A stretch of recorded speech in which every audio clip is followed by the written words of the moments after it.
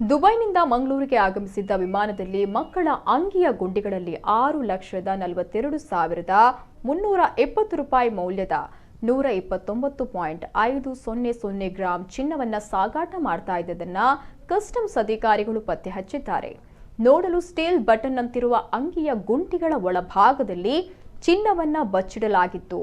ಹಲವು ಅಂಗಿಗಳಲ್ಲಿ ಈ ರೀತಿ ಬಟನ್ಗಳಲ್ಲಿ ಚಿನ್ನ ಅಡಗಿಸಿಟ್ಟು ಸಾಗಾಟ ಮಾಡಲಾಗ್ತಿತ್ತು.